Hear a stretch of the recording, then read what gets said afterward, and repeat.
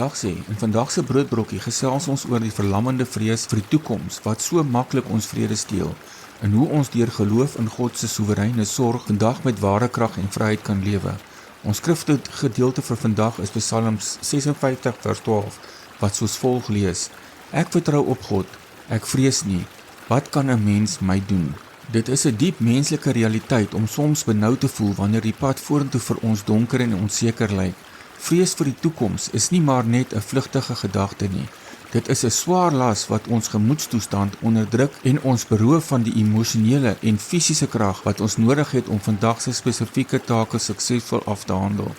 Wanneer ons toelaat dat die wat as vra ons denke oorheers, probeer ons maklik om môre se probleme met vandag se beperkte krag op te los. Die Here Jesus verstaan hierdie brose kant van ons menswees, maar hy roep ons in sy deernis om nie in hierdie vrees vasgevang te bly nie.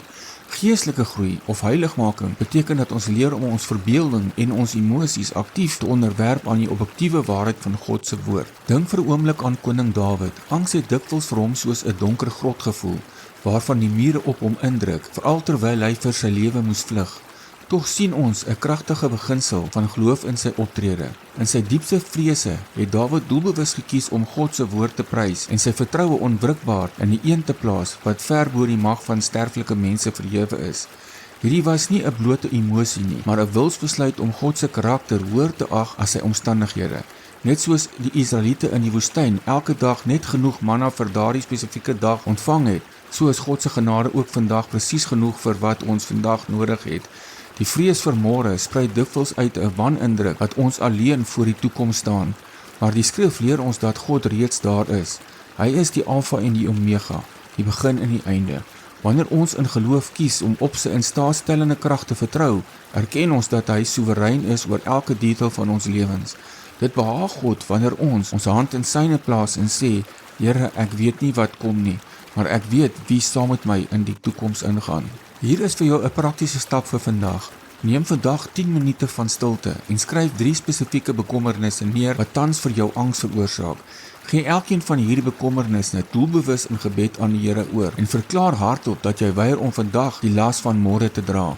Om aktief in geloof te groei, lees Psalm 56 en merk die gedeeltes waar Dawid sy vrees bely, maar onmiddellik daarna sy vertroue in God bevestig.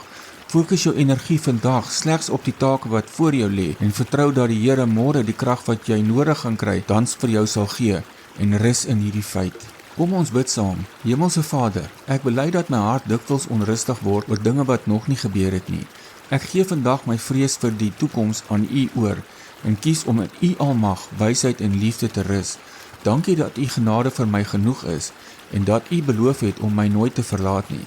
Versterk my geloof sodat ek vandag tot U eer kan lewe, vry van die boeie van angs wat my so maklik ontvou. In Jesus naam. Amen. Dankie dat jy vandag se broodbrokkie saam met my gedeel het. As jy dieper wil delf in skrifgebaseerde artikels wat fokus op God se wonderlike genade, gaan besoek gerus ons webwerf by dieskrifte.org. As vandag se boodskap vir jou iets beteken het, like asseblief die video, los vir ons 'n kommentaar en maak seker jy is ingeteken sodat ons mekaar môre weer hier kan ontmoet. Mag jy vandag sy genade tasbaar beleef. Seëngroete.